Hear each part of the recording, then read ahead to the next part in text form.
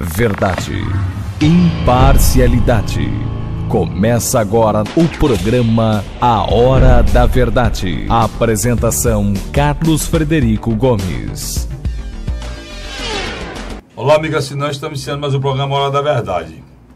Na verdade, nós vivemos um momento de muita dificuldade, de muita apreensão, porque há bem pouco tempo atrás a gente vivia uma disputa entre partidos e a justiça no meio. Nós, eu, Luiz, aqui, que participa do programa comigo, A Hora da Verdade, aqui na televisão, e o que eu faço na Rádio Cidade AM 860, de segunda a sexta, na Rádio Cidade AM 860, das 9 às 10 da manhã, a gente tinha claro que existia um processo de depuração no país que estava andando para apurar casos de corrupção. E era importante para o Brasil que isso acontecesse. A gente tinha confiança no Ministério Público, a gente tinha confiança na Justiça Federal, a gente tinha confiança no trabalho feito pela Receita Federal, enfim, pela força-tarefa da Lava Jato. Mas agora, como dizia um amigo meu,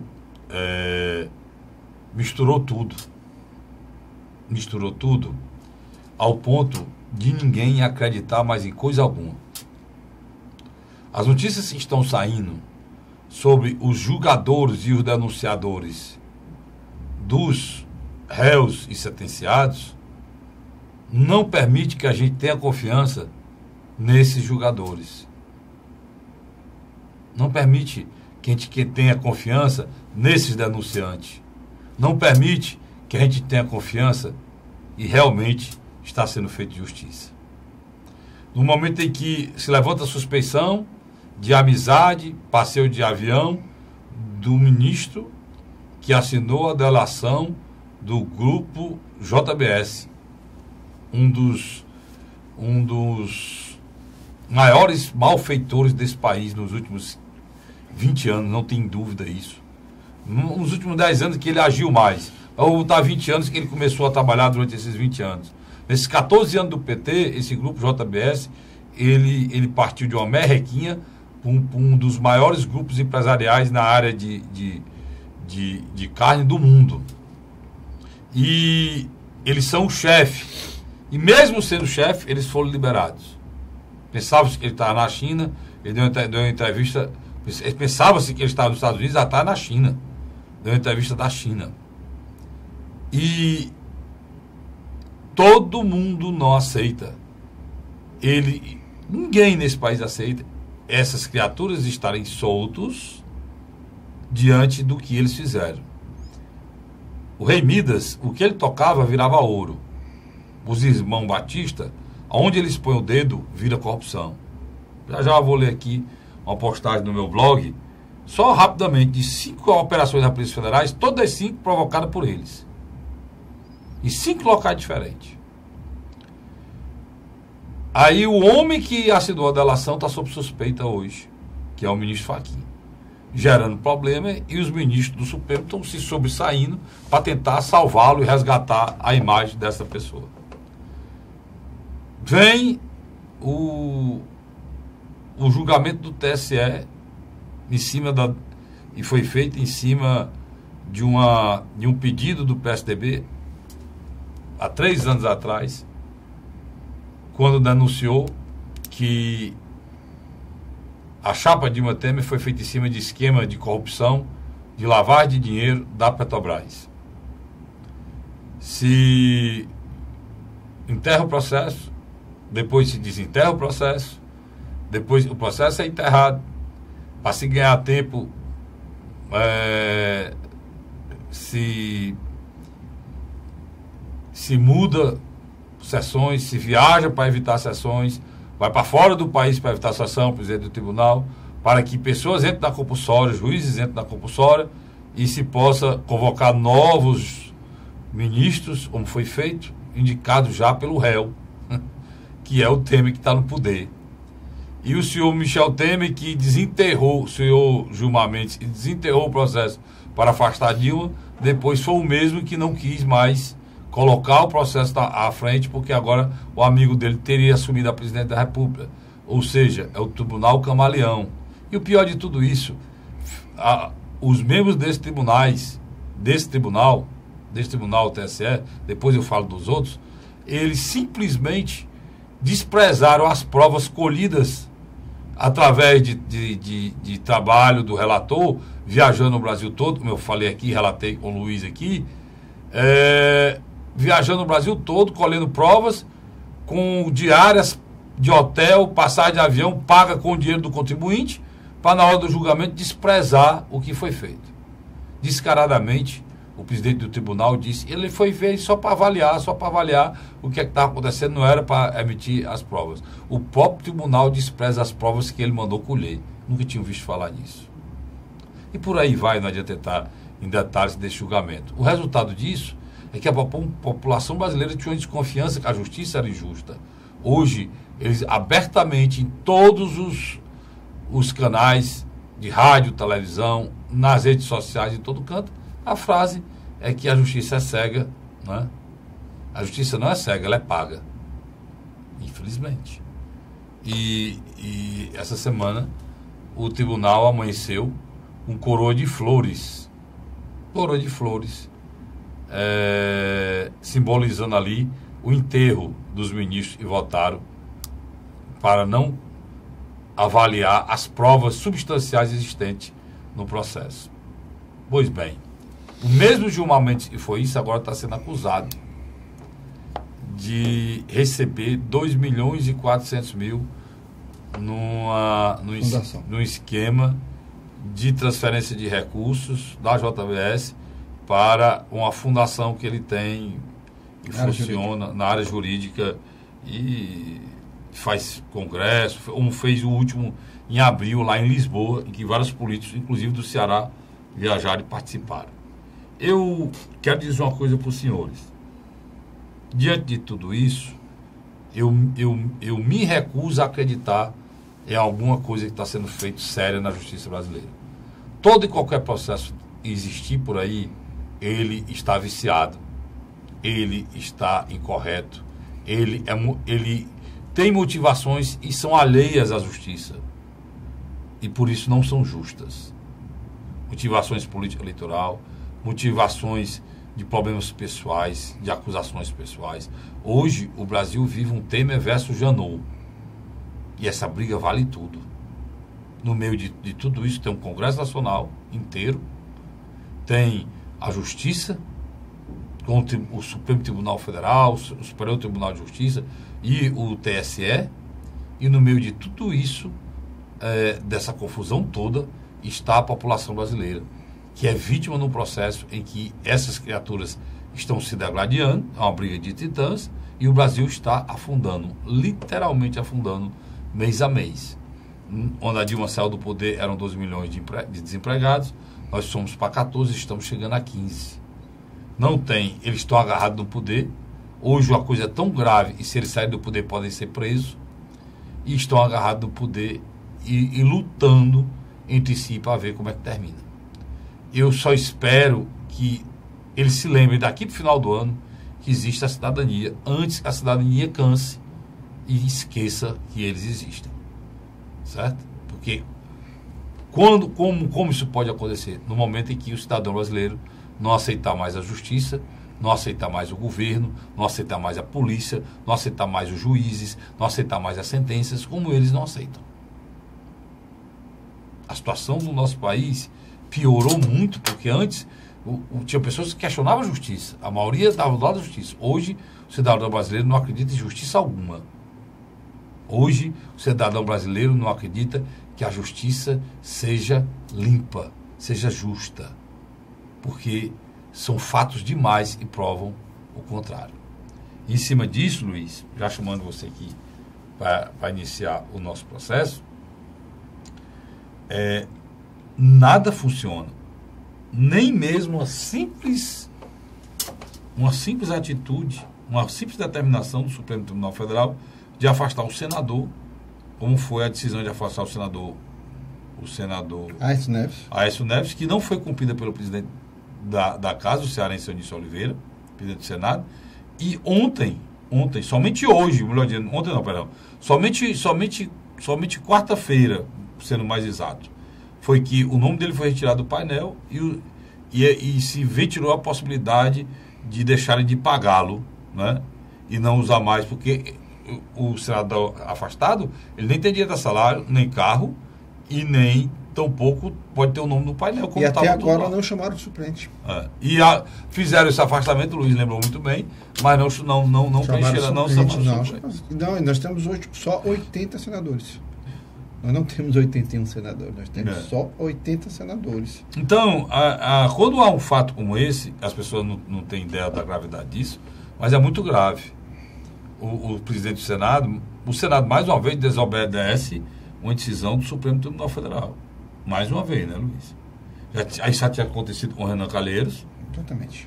E agora, de novo, o Eunice Oliveira. Duas figuras do PMDB. Na minha avaliação, e eu acho que estão se achando acima da lei, né? Na minha avaliação, quando terminou o julgamento do Tribunal Superior Eleitoral, onde nós já prevíamos um placar de 4-3, ali desmotivou uma parte da população que acreditava que o judiciário poderia ser a porta de saída dessa crise. A gente previu isso aqui, quinta-feira, previu no programa Pela Ordem. Também na televisão isso já foi no domingo, depois do julgamento, e a gente acertou em tudo, né, Luiz? Graças a Deus a gente acertou até o placar. Previmos também na rádio, né? No programa A Hora da Verdade, que passa de 9 às 10 na MC-Cidade. A gente acertou o placar dos ministros e acertou também o voto de Minerva do senhor Gilmar Mendes, né? Que, na minha avaliação... E tinha gente que achava que podia ser ao contrário. Desde o início do julgamento, desde o início aqui, lá atrás, quando a gente dizia que não ia dar em nada, né, Luiz? A mudança saiu 2, entrou 2 indicado pelo Michel Temer. Até a gente tocou no assunto, que você puder mostrar aí, Luiz. Aqui o nosso blog, eu fiz você pode acessar o blog do castrofrederico.blogspot.com, que você vai lá, eu fiz um artigo, Circo de Horrores, né? Até ler rapidamente para você ter ideia desse artigo que foi feito. O julgamento da chapa Dilma e Temer no TSE foi qualquer coisa, uma peça teatral, um circo de horrores, uma molecagem, menos um ato jurídico, né? Quando a gente lembra que este processo foi protelado e enterrado por forças espúrias, depois desenterrado pelo próprio ministro Gilmar Mendes, que dizia que não aceitava julgamento de faz de conta e que porque queria ser protagonista da retirada da Dilma. E o destino fez com que a sua disfarçatez, já conhecida, fosse exposta ao vivo e a cores para todo o Brasil, mostrando que a justiça não é cega, e sim paga, e exercida de acordo com o interesse de alguns.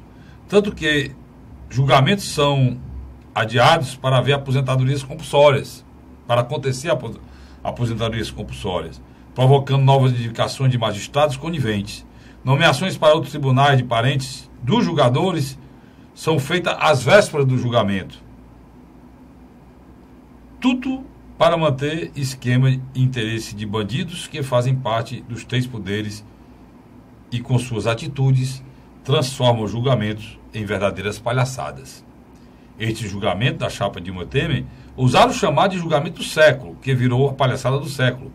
Neste júri se viu de tudo. O presidente do júri não presidia. Parecia mais um torcedor de arquibancada constrangendo o relator, que em seu relatório o citava, pois há pouco tempo atrás o afastamento o interessava e agora não o contempla mais. E assim sua ambiguidade era exposta pelo relator. Agredia e tratava de forma descortês o representante do Ministério Público e conduzia de forma parcial, injusta e imoral o julgamento do século, que ao término converteu-se na palhaçada do século.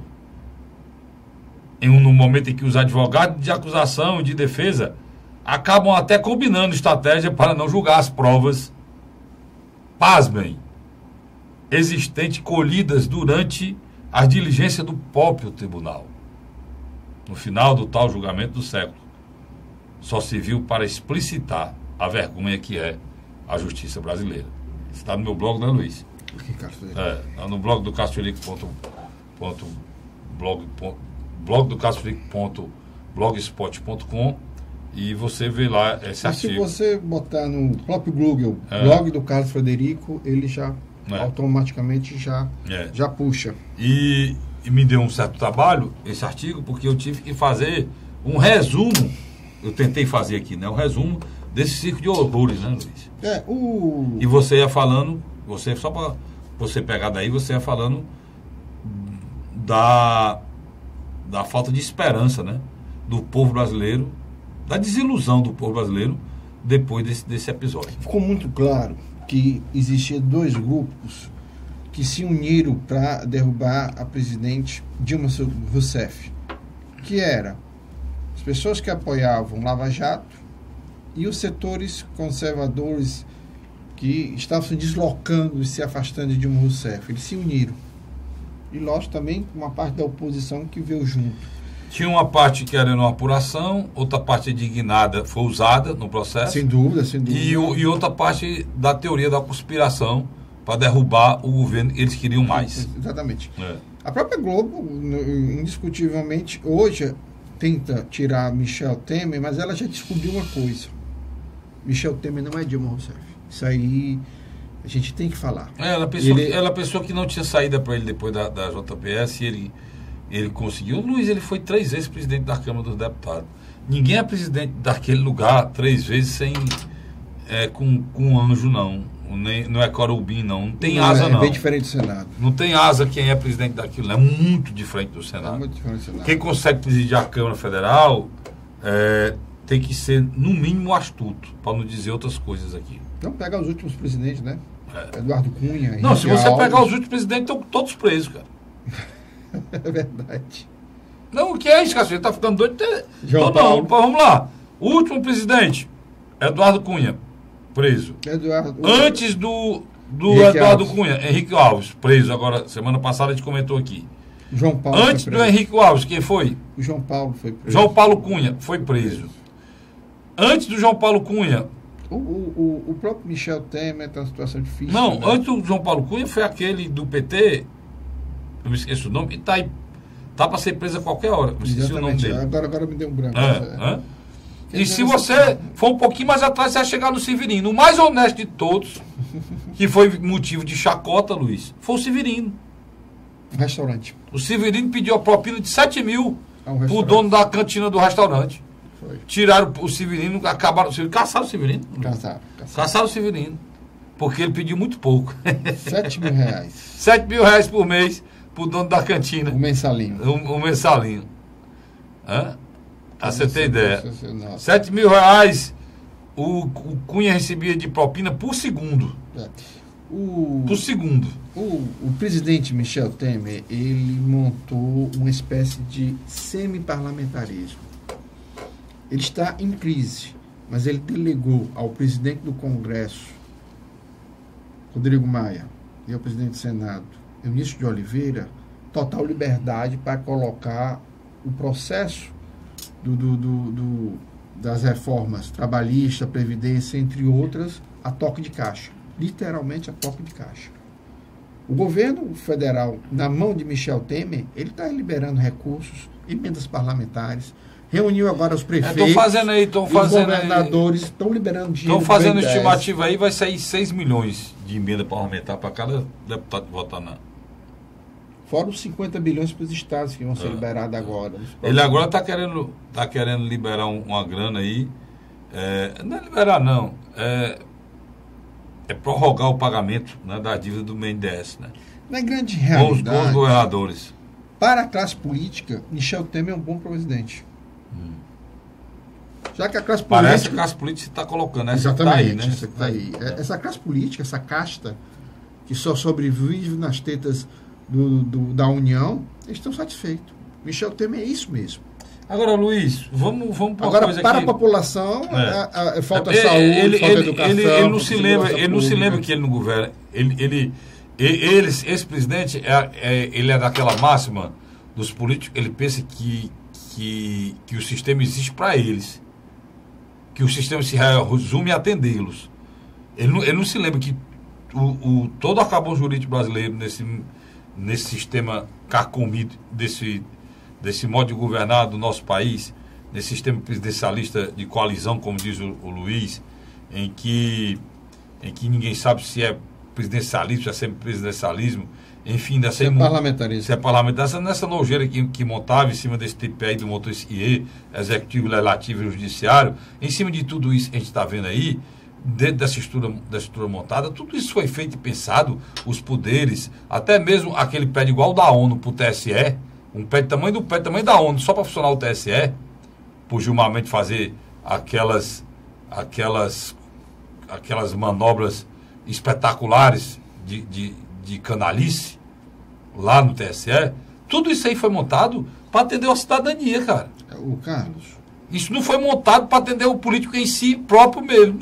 Eles se acham, Luiz, que tudo isso existe para haver um autoatendimento. Você viu o silêncio ruidoso dos petistas?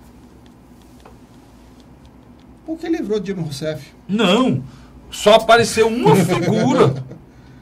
Isso aqui é vergonhoso, Luiz. O PT silenciou. Isso aqui é vergonhoso. Até mesmo, o Pelé disse um tempo desse, o povo brasileiro não sabia votar, não sabe mesmo não. Olha, de um lado você tem uma criatura como a Aécio, do outro lado você tem uma criatura como a Dilma, mano. Foi o que colocaram para o segundo turno no Brasil. O Aécio, um canalha da pior espécie. Aqui, ó. Só para você rapidamente, só para você ter ideia aqui, para não perder o fio da meada, para mim para o primeiro bloco. Ó, só para você ter ideia aqui, ó. Esse aqui que está falando é o pai do primo dele, do Frederico Pacheco, que está preso, que levou o dinheiro, 1 milhão, devolveu, o Frederico Pacheco devolveu 1.500.000 agora, de forma oficial. Tá aqui, ó. O desembargador aposentado Lauro Pacheco Medeiros, pai de Frederico Pacheco Medeiros, o Fred, primo do senador afastado Aécio, afirmou que falta qualidade moral e intelectual no tucano. Fred foi preso na operação Patmos, na quinta-feira passada, após ser filmado buscando uma mala de 500 mil. O dinheiro seria propina da JBS, supostamente a pedido de Aécio. Nesta segunda-feira, o pai do Fred usou a internet para atacar Aécio. Aécio, meu filho, Frederico Pacheco de Medeiros, está preso por sua causa, por lealdade a você, seu primo. Ele tem um ótimo caráter, ao contrário de você, que acaba de demonstrar não ter, usando uma expressão de seu avô Taquedo Neves, um mínimo de cerimônia com os escrúpulos. Medeiros escreveu ainda: falta-lhe a essa qualidade moral e intelectual para o exercício do cargo que ele disputou da presidente da República. Por que o parente dele está falando isso aqui? Esta criatura aqui teve 50 milhões de votos. Do outro lado tinha a Dilma, né, meu chefe? Com 50 milhões de votos, que não sabia de coisa alguma, de nada. Jamais era para ter chegado ali. Ela só foi para lá porque o Lula mandou, disse que era para ser a Dilma. Pois é, o povo brasileiro elegeu e não sabe votar. De jeito nenhum.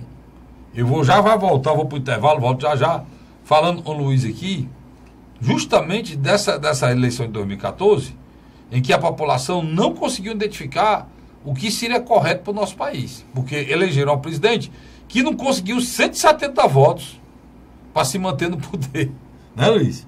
Sem nenhuma condição de conduzir um país em que o parlamento é decisivo nas ações de um governo. Sai daí não, eu volto já. A Hora da Verdade.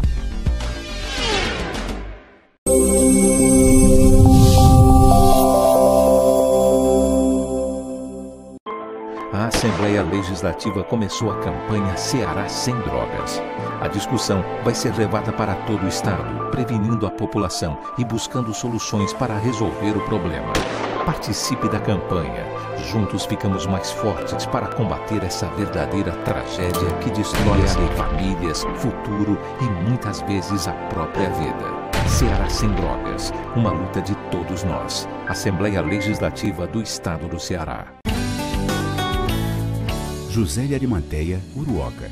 Acordo 8 horas, 9 horas, aí carrego o carro e vou lá pegar água. Aí sai distribuindo esse comércio. Estrada dessa, ó, pagou de você andar, ó. Você não gasta pneu, tem economia no bolso e anda rápido. Sertanejo pega uma estrada boa, fica feliz, fica contente. Assim como o trecho que liga Uruoca a Martinópole, o governo do Ceará está fazendo mais de 1.000 quilômetros de estradas mais importantes da vida de muita gente. Governo do Ceará.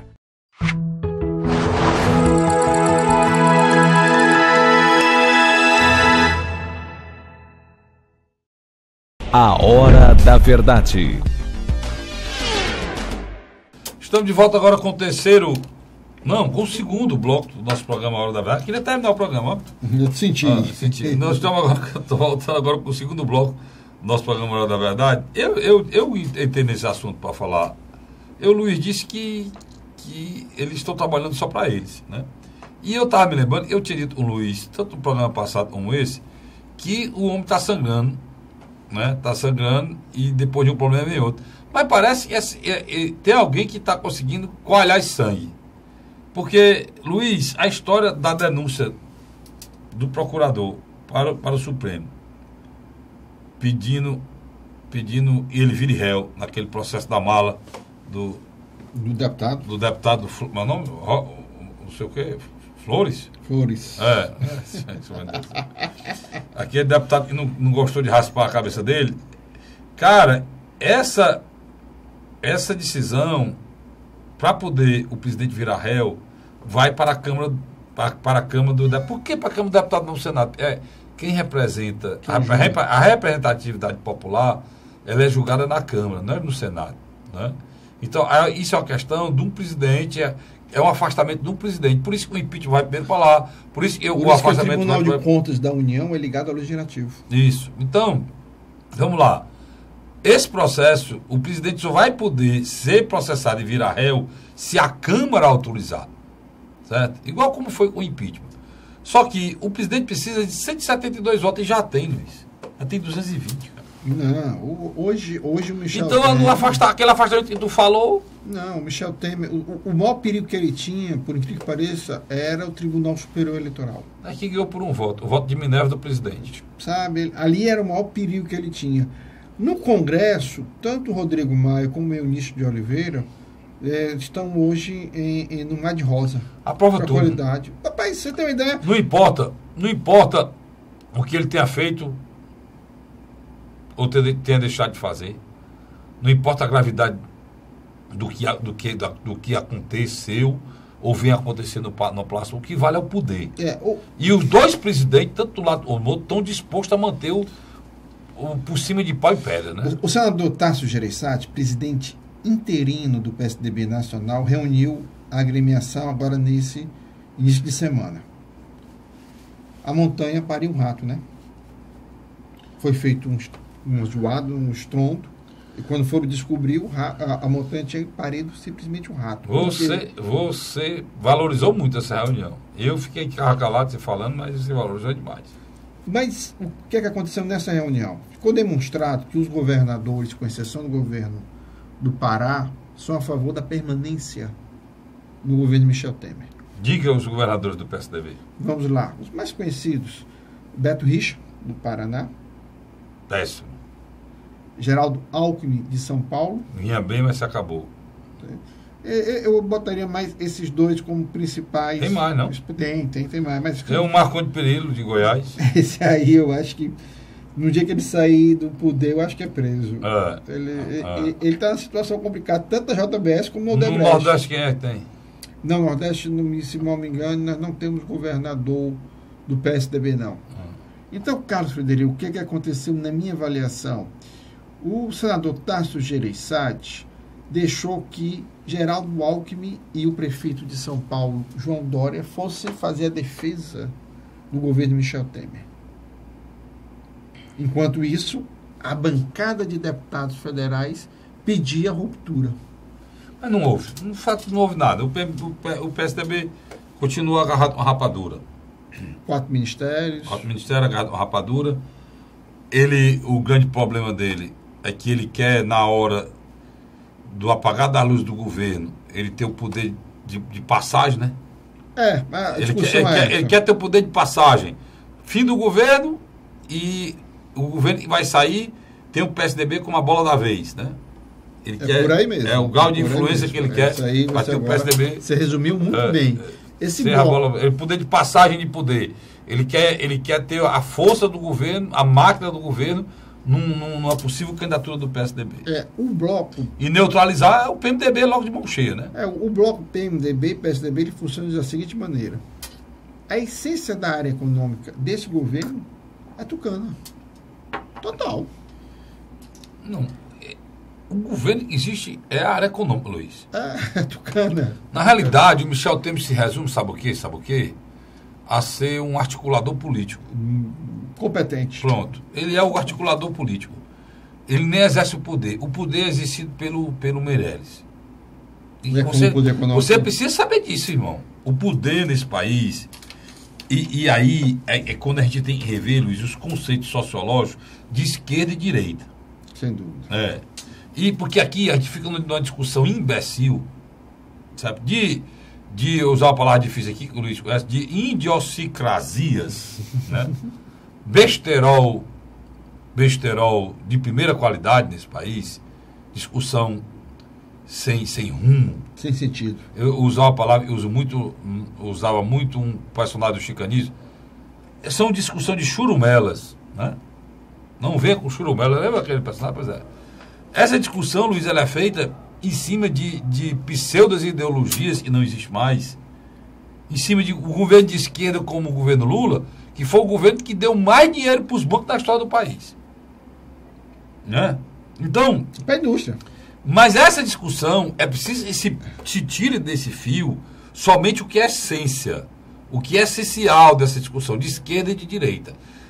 Tem duas coisas que não é mais de esquerda e de direita, mas que a esquerda fala e é verdade, a gente despreza muitas vezes, só com o viés do olhar preconceituoso de quem é de direita. Quem é de direita, quem é de esquerda, é o caminho inverso. Despreza.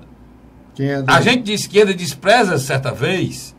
Eu sou dos dois lados, eu na realidade não sou de nenhum, né? Porque eu não acredito em uma ideologia discutida em 1700. A história de esquerda e direita surgiu na Revolução Francesa. No mundo de hoje mudou completamente para estar com essa discussão imbecil. Mas então, na direita também tem algumas coisas que é preciso ser colocada, que o governo tem que ser forte, o governo não pode ser todo estatal, porque se for só estatal, acontece o que aconteceu na Petrobras. Né, Luiz? BNDES. Então, os dois têm uma certa razão, mas eu estou puxando a da esquerda. E a esquerda disse uma coisa que é uma verdade, Luiz. Quem manda no Brasil hoje é o capital. Os banqueiros, principalmente.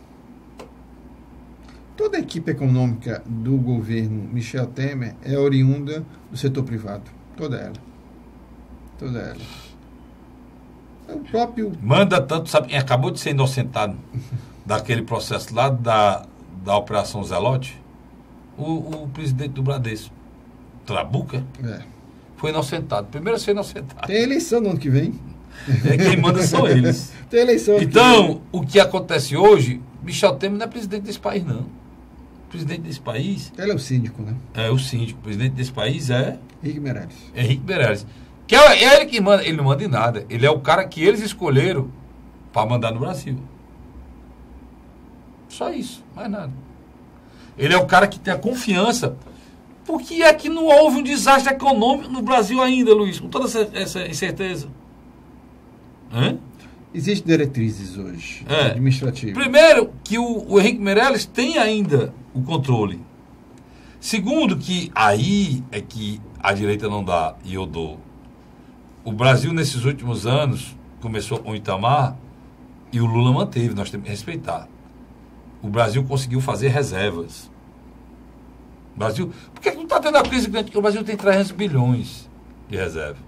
Né? Ele tinha capital para queimar. E tem. Não tinha não, ele tem. O Brasil tem 300 bilhões de reserva. A boa parte desse dinheiro está aplicado nos Estados Unidos rendendo 1%. 1% não, 0,3% lá. Enquanto o Brasil paga aqui dinheiro à Banca Internacional, inclusive eles mesmos, o Brasil paga, né? O Brasil não tem um tostão. Nós pagamos, né? Um juro de agora está baixo, de 11%. Chegou a ser 20 e tantos.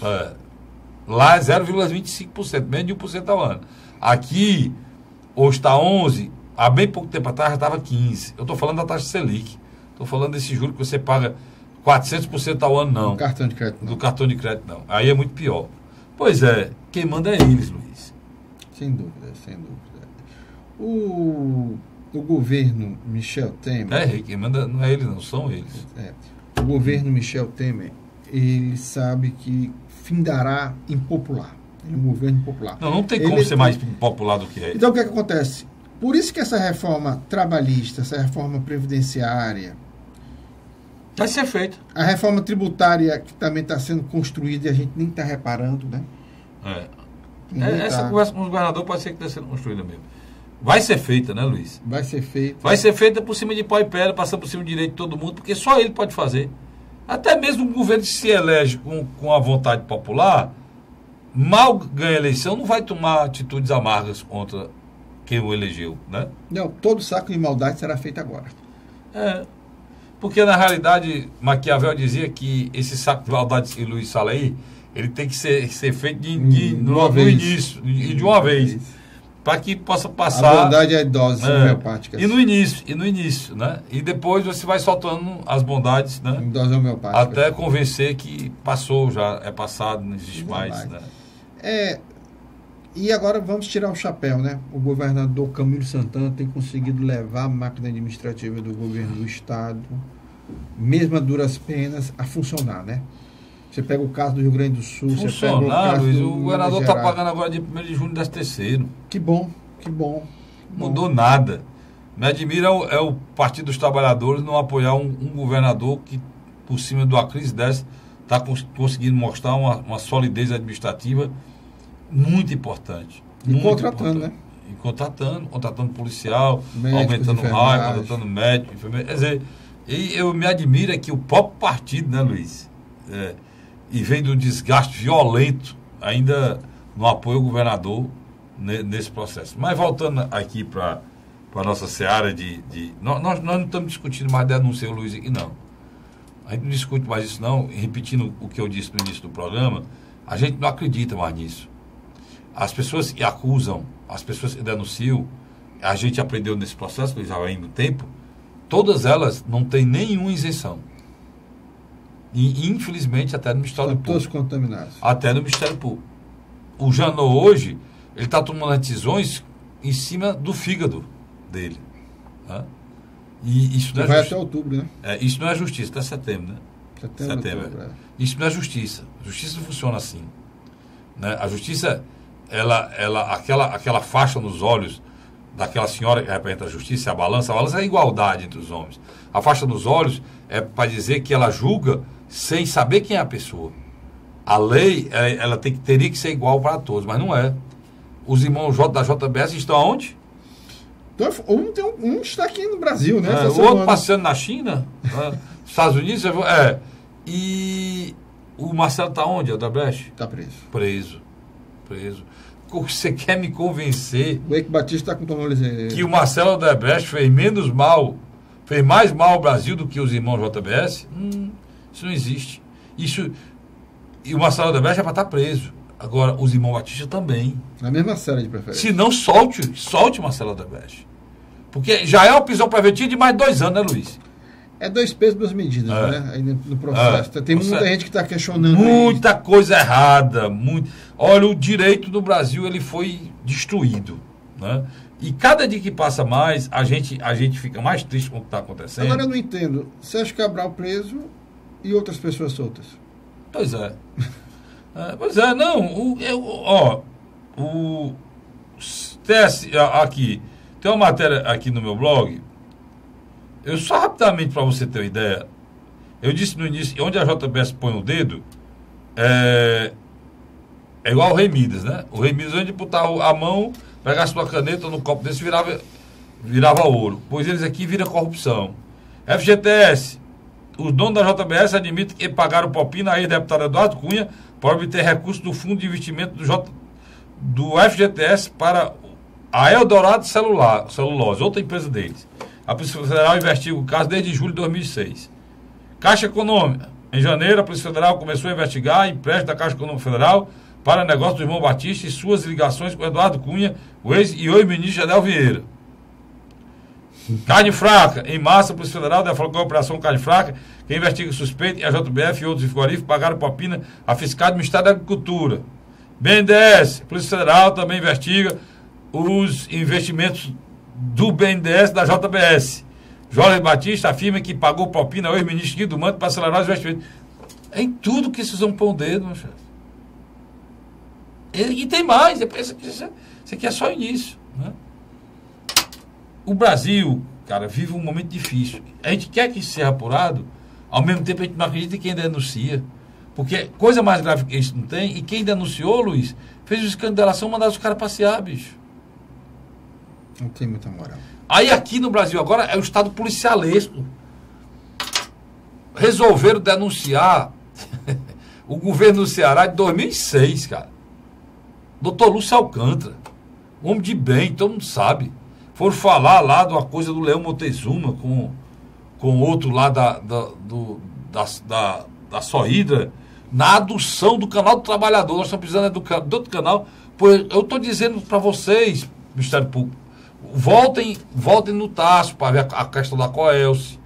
Volte lá no Ciro para ver o canal do Trabalhador, para investigar. Se possível, o Ronaldo Bezerra, no Virgílio Távora e no César Carlos. Porque tá virando brega, Luiz. Né, cara? Tá virando brega, cara. Não dá, mas a gente vê coisa séria. Denúncia houve aqui no estado do Ceará, eu já falar. É o que está havendo no direito penal do Ceará, que é vergonha para o Brasil todo. Também. Isso sim é sério. O governador Lúcio Alcântara deverá, até sexta-feira, fazer um pronunciamento. Não, manda ele se explicar não, homem. Manda ele se explicar não. Foi no governo dele, falaram no governo dele, citaram um cara que nem secretário era do governo dele. Se você eu sei que você é amigo dele, diga que se preste papel. Todo mundo sabe que é doutor Lúcio, cara. Não, eu concordo com você. O que é preciso que a gente faça, e a gente tem que ajudar, é entender que tem alguma coisa acontecendo nesse país muito séria. Os poderes, está todo mundo querendo virar estrela, todo mundo querendo aparecer, é promotor, é procurador, é juiz. Você vê juiz está aparecendo, sabe o quê? Popstar, cara. O que a gente quer mesmo são juízes serenos, sabe? Que não queiram que tenha uma câmara dessa na frente dele, que não antecipa julgamento, que toma decisão com serenidade. E dos três poderes é o que produz menos. E pesado. Pesado, era caro. Pesado. Tá aí, nós tivemos a tristeza de ver a Polícia Federal invadindo o fórum e conduzindo juízes para depor, Luiz. Aqui no Ceará. Como autorização com o desembarcador. Como é que isso acontece? Acontece que a Polícia Federal vai aos locais a mando do juiz. Aqui é o contrário. Eles vieram pegar o juiz. 2 juízes, no caso. Afastaram 2 juízes e tem 6 desembargadores que vão depor na Polícia Federal. 6. Fora os que já foram afastados, Luiz. Se abrir mais a Agora, se você for ver o mérito disso, aí que você se arrepia todo. For liminar para ajudar um político, não for liminar para resolver um problema trabalhista, não for liminar para resolver um problema eleitoral, não. Como acontece, ou para salvar um prefeito corrupto, como acontece demais, ou para desmoralizar um vereador sério que denuncia um prefeito corrupto. Não foi isso aí, não. Isso acontece demais todo dia. Foi para soltar bandido. Hã? Esquema para soltar bandido. De bandido grande. Para soltar bandido que matam nossos filhos na rua. Não é brincadeira, não. Você acreditar que esses homens... Estou falando de justiça. Está acontecendo no Brasil. Os 2 bandidos, né? O que porta uma arma e o que porta uma caneta, né? Está acontecendo nesse país a depuração feita por aquele tribunal dos horrores do TSE. O TSE, Luiz, não pode julgar um caso mais de caçador, Luiz. Pode? Um prefeito, eu acho que não. Pode julgar. Depois eu nunca vi... Você acha que vão conseguir produzir provas robustas como aquela que foram produzidas e não deu em nada? Vão conseguir produzir contra algum prefeito provas iguais àquela? Eu concordo com você. Eu nunca vi alguém ser absolvido por excesso de provas. É um negócio fora do normal. Olha, a gente fica difícil até de comentar. Porque eu tenho que fazer ressalva, porque no Ceará tem juiz sério, no Ceará tem desembargador sério, no Ceará tem homem de bem na justiça, mas infelizmente, cara, não dá pra gente, a gente tem que falar, tem que fazer ressalva. Como no Ceará, aqui tem políticos honestos, tem senadores honestos, tem deputados federais honestos, tem deputados estaduais honestos, a gente sempre vai fazer ressalva, toda generalização ela é no mínimo burra. Perigosa. Né? Como no nosso meio aqui, tem jornalista vagabundo, venal, que que cria problema, que critica as pessoas, que humilha as pessoas, que faz acusação sem prova, que destrói reputações e vida de pessoas, e a gente sabe que tem, né? Mas o que é lamentável nesse momento no nosso país é que o povo brasileiro não tem mais o que apelar. Eu tenho fé. Por ter fé e acreditar em Deus, eu ainda estou tranquilo, eu acredito na justiça divina. Eu tenho pena dos ateus, do cidadão que é ateu. Dos ateus eu tenho pena, porque eles não têm mais a quem apelar, porque a justiça dos homens não existe mais. Aqui no Brasil não. E a de Deus, ele não acredita. Eu ainda tenho esperança que a de Deus funcione. Sai daí não, volto já já. A Hora da Verdade.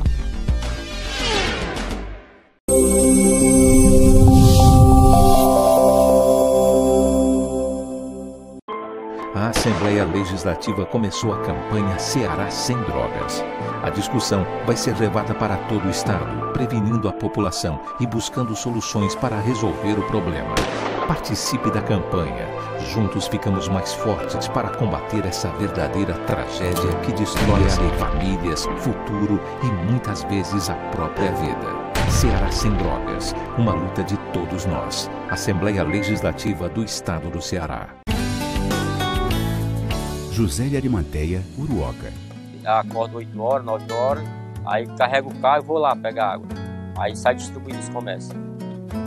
Estrada dessa, para gosto de você andar. Você não gasta pneu, tem economia no bolso e anda rápido. Sertanejo pega uma estrada boa, fica feliz, fica contente. Assim como o trecho que liga Uruoca a Martinópole, o governo do Ceará está fazendo mais de 1.000 quilômetros de estradas mais importantes da vida de muita gente. Governo do Ceará.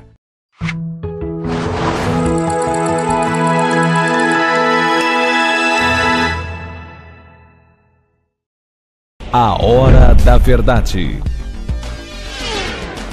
Estamos de volta agora com o terceiro e último bloco do programa Hora da Verdade. Essas injustiças que acontecem no Brasil estão acontecendo em todos os estados. Estão acontecendo verdadeiros linchamentos.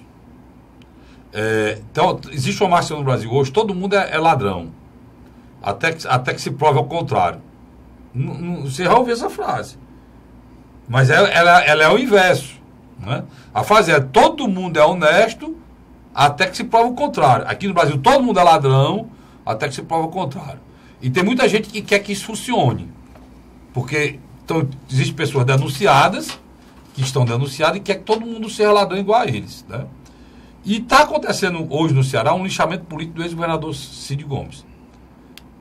Tem erros? Deve ter. Estou aqui para defendê-lo, não. Mas estavam passando do limite. Por isso eu coloquei no meu blog. Luiz botou aqui, Luiz, para dar essa esquerda. Só para ver, o meu celular já foi. No meu blog está aqui, ó. Vergonhoso o lixamento político que estão fazendo do ex-governador. Por que eu estou dizendo isso? Vocês vão analisar comigo aqui. O juiz da 17ª Vara Federal, Antônio Oswaldo Scarpa, acatou denúncia do Ministério Público contra o ex-governador do Ceará, Cid Gomes. A informação é da coluna Radar da Veja Online. A ação por atentado contra a segurança de transporte aéreo, referente a um episódio de 2012, quando o irmão de Ciro, ele não tem mais nem nome, viu, Luiz? Ele não é mais o ex-governador Cid Gomes, não. Agora ele é irmão do Ciro. Por quê? Porque o Ciro é candidato a presidente. Então, o próprio jornalista que faz a matéria, ele não chama mais Cid Gomes. Ele chama irmão do Ciro. Porque tem que pegar o Cid e tem que atingir o Ciro. De qualquer forma. Pois é. Isso aqui foi eu que escrevi, não. Eu estou só repetindo aqui. Lá embaixo eu digo. Quando o irmão do Ciro desembarcou de um Cessna em Salvador e andou pela pista do aeroporto para encontrar a presidente Dilma Rousseff e o governador Jacques Wagner, sem esperar o taxiamento da aeronave. Isso aí criou um problema, um avião arremeteu e o Cid virou réu por ter atravessado a pista. Aí essa matéria sai e os blogs botam: Ciro virou réu para atravessar a pista, Ciro virou réu, aí pediu empréstimo do BNB, Ciro foi denunciado. Todo santo dia essas são acrescentadas e potencializadas. E agora ele está querendo trabalhar no terreno, lá onde ele tem o terreno dele, onde tem a casa dele, lá na Meruoca, e lá onde ele vive, ele trabalha em Sobral, e denunciaram no IBAMA. Teve uma decisão do IBAMA muito estranha, né? Muito estranha. que está todo mundo falando, e a justiça dirá se ela foi estranha ou não, né? Dos atores que estão lá tomando decisão, e até me decepcionaram, que eu conheço algum deles, certo? Então, eu estou vendo aqui, eu coloquei aqui no final o seguinte: é triste a gente identificar esta perseguição odiosa ao ex-governador que se transformou mais uma vez em réu. A primeira foi por ter feito um empréstimo, agora por atravessar uma pista. Como você leu aqui nesta matéria da Veja e reproduzi, ele também não é mais o ex-governador Cid Gomes. Ele agora é o irmão do Ciro, candidato Ciro Gomes a presidente. Triste ver alguns órgãos, instituições e parte da imprensa se submeter a este papel passional, odiento e politiqueiro. Porque eu faço jornalismo com isenção. E eu exerço a minha função aqui para evitar coisas como essa. Massacre, injustiça, sabe? Porque depois de você rasga esse travesseirinho de pena, eu digo sempre, né, Luiz? Você não tem como voltar. Aqui nessa mesa com o Luiz, eu ainda citei o senador Eunício. Porque estava todo mundo condenando quando o que tinha era delação, né, Luiz? Aqui nessa mesa aqui, eu acabei de inocentar o senador, o ex-senador, ex-governador Lúcio Alcântara. Porque não tem provas. O que estão fazendo com o ex-governador, talvez pela maneira ríspida que ele seja, talvez por não gostar da maneira que ele foi tratado quando ele era governador, talvez por não ter dado a alguns deles o que eles pediram quando ele era governador, não sei. O que eu sei que é toda uma estrutura montada e que todo mundo vê que é um roteiro. Vai sair essa aqui hoje, né? Essa aqui amanhã, essa aqui depois, tudo roteiro, um atrás do outro, para desmoralizar a figura do ex-governador que pensou e disse que era candidato a senador, né? E é irmão do candidato a presidente.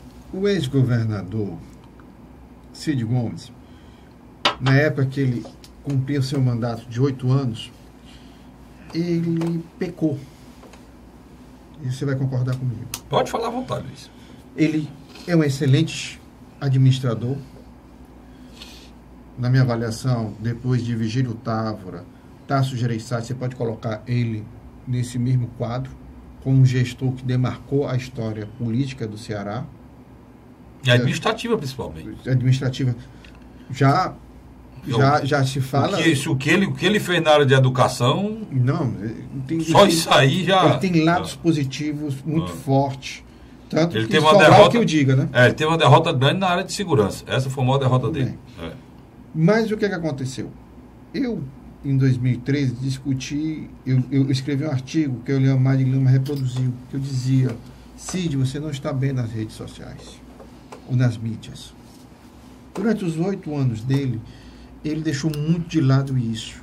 Ele deixou que essa oposição contra ele, principalmente, não partidária, mas principalmente na sociedade... Odiosa, né? Odiosa na existe sociedade. um racha, Luiz, que beira a insensatez. Existe uma parte da população que alimenta esse tipo de perseguição. E tem muita gente paga também nas redes fazendo isso, né? Vamos dar um exemplo. Tem uma cena que eu acho horrível, que eu recebi por WhatsApp. Você nota que o helicóptero está levando cimento para uma determinada obra. Primeiro, eu nunca ouvi falar que na Meruoca tem neve.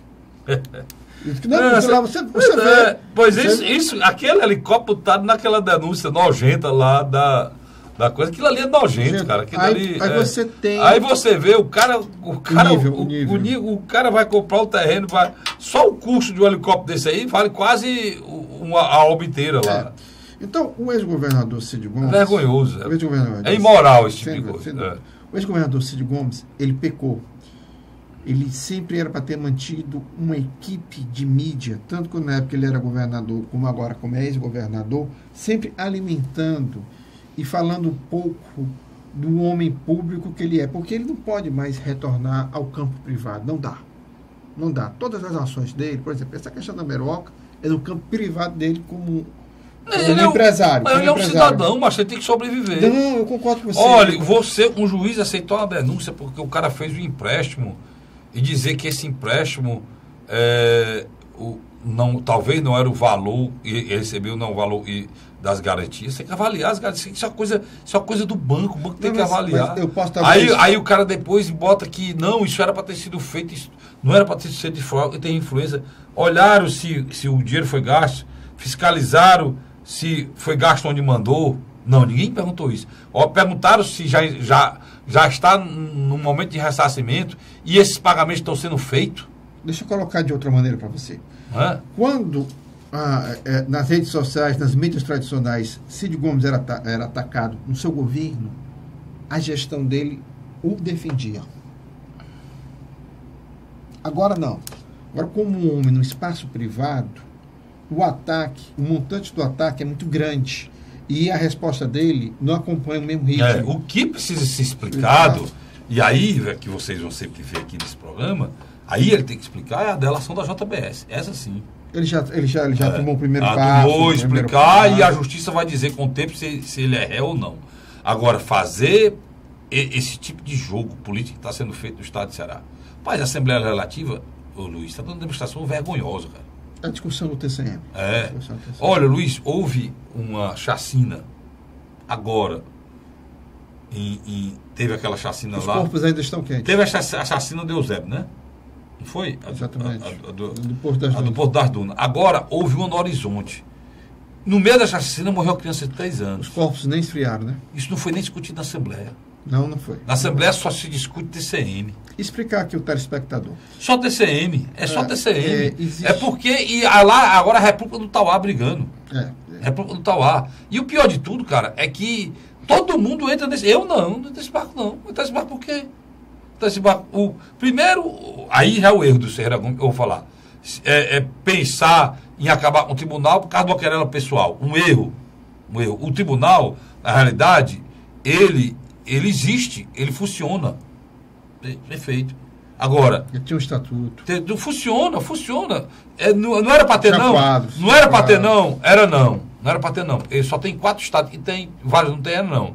Mas esse era o momento? Jamais. Esse não poderia ser o momento de acabar o tribunal. Certo? Não é o momento. Porque é de questões políticas. Agora, reclama-se hoje que estão acabando o tribunal para atingir Domingos Filho. Mas por que isso? De graça não. Porque eles têm casos que o Domingos Filho usa o tribunal como moeda de troca política. Entendeu? Pois então, meu irmão, denuncie, se apure, né? Denuncie os fatos que ocorreram, se apure se isso está acontecendo, né, Luiz? Não acabe com o tribunal. Porque aí você atinge funcionários do tribunal, terceirizado, muitos deles de muita qualidade estão lá há muito tempo. Entendeu? Agora a culpa é de quem? Aí eu já vou culpar o governador Cid Gomes. Quem indicou um cidadão em pleno exercício político, partidário eleitoral, com pretensões políticas, inclusive de ser governador, para o Tribunal de Contas do município? Quem indicou? Cid Gomes. Pronto. O que está acontecendo aí tem o erro do governador direto. Agora, o senhor Domingos Filho, primeira coisa que ele tem que dizer, se o senhor quer continuar sendo político, como eu acho que quer, saia do tribunal, cara. Tribunal, magistrado, não é para ir para o magistrado, se aposentar lá e depois ser candidato, não. Sai do tribunal. E procure esclarecer a denúncia que fazem sobre o uso indevido político do tribunal. O processo hoje em torno do Tribunal de Contas do município, ele refez o mapa da política cearense. Por que eu falo isso? Você nota que, mesmo havendo os partidos de oposição, ou os blocos de oposição, eles não funcionam. Porque boa parte dos parlamentares internamente lá são governistas. Alguns são. Boa parte. O que eram oposição passaram a ser governo. Vamos dar um exemplo simples e objetivo. Não.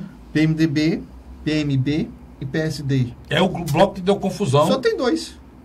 Tem 2 não, na realidade só tem 4 que estão na Quantos deputados são? Ao todo você tem do PMDB, você tem Silvana, oposição. Você tem o ex-prefeito, o Agenor Neto, situação. Você tem o primeiro secretário da casa, Aldic, situação. Do PMB, Beth Rose, situação. Agora, é aquela coisa. Não, aquela coisa. É a estrutura política brasileira que as pessoas vão filiando, chamando os deputados. Naquele momento os interesses são atendidos. Depois não. E depois vão virando. A Genô era ligada ao senador Eunício.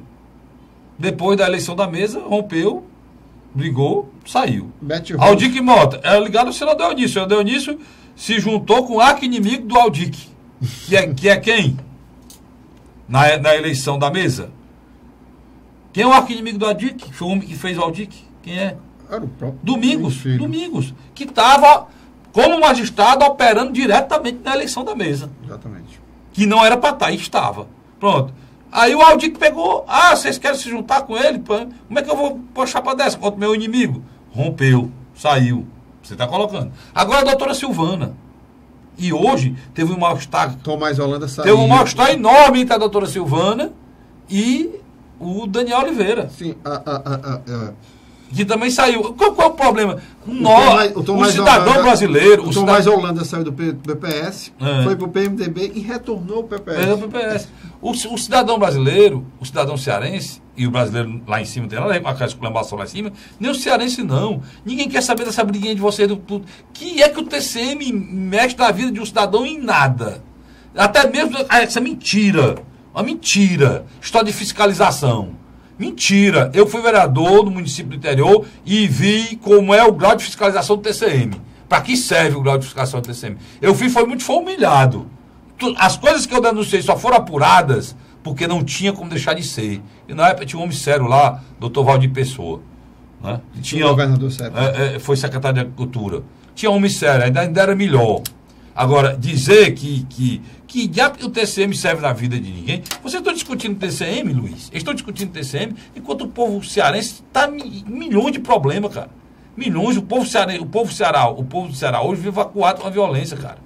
Acuado com doença. Nós temos surto de chikungunya, nós temos surto de dengue, nós temos de peste bubônica agora voltando. Nós temos um problema sério aí, que é a questão até de meningite. Entendeu? Problema sério que acomete o Estado tentando trabalhar, e os caras estão discutindo, macho. O sexo dos anjos. O sexo dos anjos, cara. Vergonhoso. Eu vejo alguns deputados lá que, de hora pra outra, viraram arautos da dignidade, questionando até mesmo a Assembleia, de que ele faz parte. Eu estou para perguntar aí, deputado, como é que o senhor questiona? Se o senhor não sabe o que acontece na sua Assembleia, o senhor vai perguntar para saber o que é que acontece lá? O governador Camilo Santana, ele tem a maioria dos parlamentares. Isso é indiscutível. Desses dois lados, Luiz, não tem bom. Nessa história do TCM, não tem bandido e mocinho. Só tem bandido. Sem dúvida. Mas não tem o cara que é o bom e o outro. Não. Nessa história do TCM, todo mundo aí está errado. Todo mundo. Mas deixa eu quem está certo é o funcionário, que está sendo prejudicado por causa da querela dele. Terminou, Luiz. Terminou? 2 minutos. Vamos lá. O governador Camilo Santana, ele tem a maioria dos parlamentares. O que aconteceu nos últimos meses? Ele perdeu de 2 a 3 partidos. As executivas estaduais, não os parlamentares, em sua grande maioria. Ele perdeu o PSD, perdeu o PMB, e hoje tem a questão do PP, né? Que Adair Carneiro, deputado federal, assumiu definitivamente. E ninguém sabe se ele vai ser adversário ou inimigo. Então você nota que partidos de oposição como o PMDB, que também na sua bancada estadual perderam a maioria para o governo, estão tendo que intervir. Isso é ruim. Isso é muito ruim. Você tem uma figura... deram um recado lá que quem sair do partido, eles vão atrás do mandato. Né? Você tem uma figura, por exemplo, como Heitor Ferrer, que hoje está na penumbra. Nem situação, nem oposição, e está sem partido, né? Não saiu ainda, não. Não, mas estou dizendo, quando eu digo que está sem partido, ele está na situação... Não saiu, mas eu acho que ele não fica. Se o governador Camilo for para o PSB, eu acho que ele não fica, não. Quer dizer, ele está numa situação muito, muito complicada. Esse é o quadro político brasileiro, cearense. Muito difícil. Dou um conselho para os senhores deputados que acompanham diariamente. Eu não cito nomes, porque eu não quero citar. Eu acho que a carapuça cai na cabeça de quem está só indo por questões político-eleitoral partidário do fígado e de agradar o seu coronel. Todo mundo tem um coronel ali, né? Aí que se não é o próprio coronel. Não tem não. Ali os deputados, tudo tem um coronel acima deles. Então, todos os dois lá estão querendo agradar, está tudo errado. Vocês estão tudo errado. Acho que vocês deviam sentar lá o colégio de líder e sentar. Rapaz, o estado do Ceará está sangrando, tem dificuldade, o Brasil está sangrando, e vocês deviam discutir coisas mais interessantes para o estado do Ceará do que TCM. Luiz, obrigado. Eu que agradeço, Carlinhos. Vamos agradecer a presença sempre honrosa do nosso assinante nos assistindo e dizer para vocês que a gente volta na próxima semana, se Deus quiser. Até lá. Obrigado, querido.